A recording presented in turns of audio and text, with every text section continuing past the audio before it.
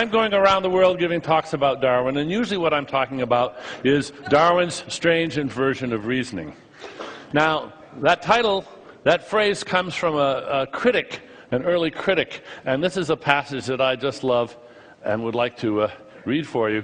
In the theory with which we have to deal, absolute ignorance is the artificer, so that we may enunciate as the fundamental principle of the whole system that in order to make a perfect and beautiful machine, it is not requisite to know how to make it.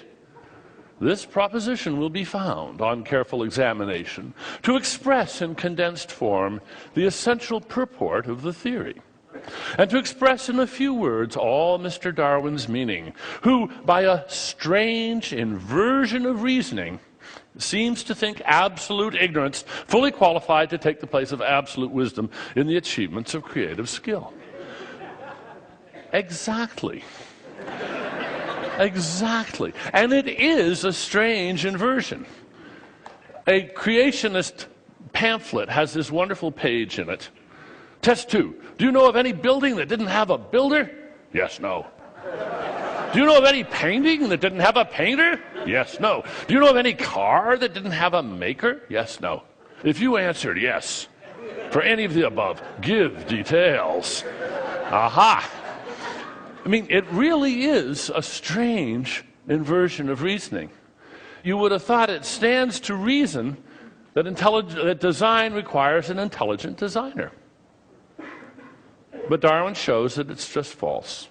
Today, though, I'm going to talk about Darwin's other strange inversion, which is equally puzzling at first, but in some ways just as important.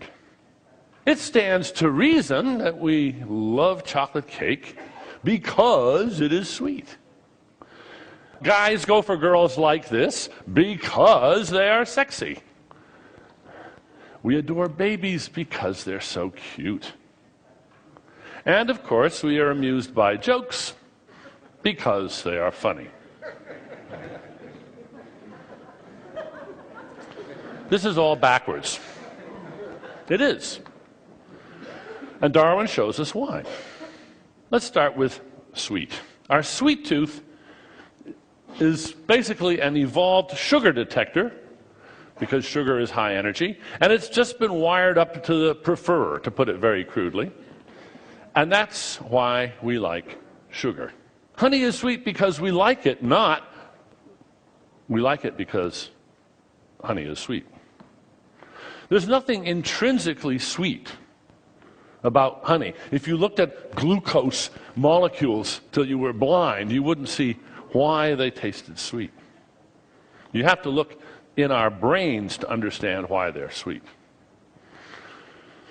So if you think first there was sweetness and then we evolved to like sweetness, you've got it backwards. That's just wrong. It's the other way around. Sweetness was born with the wiring, which evolved. And there's nothing intrinsically sexy about these young ladies.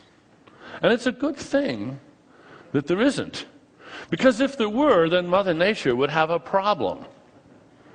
How on earth to get chimps to mate?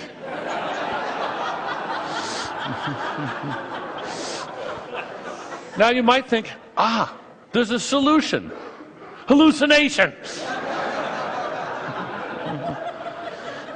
That would be one way of doing it, but there's a quicker way. Just wire the chimps up to love that look. And apparently they do. That's all there is to it. Over 6 million years, we and the chimps evolved our different ways. We became bald-bodied, oddly enough, for one reason or another. They didn't. If we hadn't, then probably this would be the height of sexiness.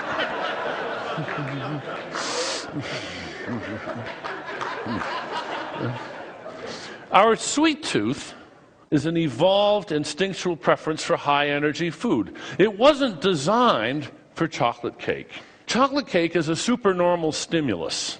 The term is owed to Nico Tinbergen, who did his famous experiments with gulls, where he found that orange spot on the gull's beak, if he made a bigger, oranger spot, the gull chicks would peck at it even harder. It was a hyper-stimulus for them, and they loved it. What we see with, say, chocolate cake is it's a supernormal stimulus to tweak our designed wiring.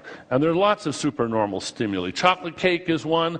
There's lots of supernormal stimuli for sexiness. And there's even supernormal stimuli for cuteness. Here's a pretty good example. It's important that we love babies and that we not be put off by, say, messy diapers. So babies have to attract our affection and our nurturing. And they do. And by the way, a recent study shows that mothers prefer the smell of the dirty diapers of their own baby. So nature works on many levels here. But now, if babies didn't look the way they do, if babies looked like this, that's what we would find adorable. That's what we would find. We would think, oh my goodness, do I ever want to hug that? This is the strange inversion.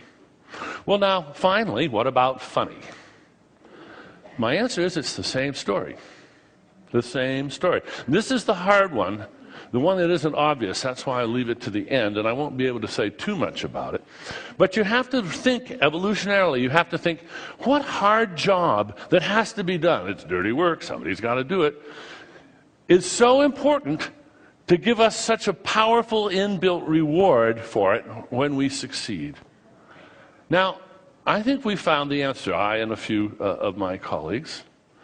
It's a neural system that's wired up to reward the brain for doing a grubby clerical job. Our bumper sticker for this view is that this is the joy of debugging. Now, I'm not going to have time to spell it all out, but I'll just say that only some kinds of debugging get the reward. And what we're doing is we're using humor as a sort of neuroscientific probe by switching humor on and off, by turning the knob on a joke. Now it's not funny. Oh, now it's funnier. Now we turn a little bit more. Now it's not funny. In this way, we can actually learn something about the architecture of the brain, the functional architecture of the brain. Matthew Hurley is the first author of this. We call it the Hurley model. He's a computer scientist. Reginald Adams is a psychologist, and there I am. And we're putting this together into a book. Thank you very much.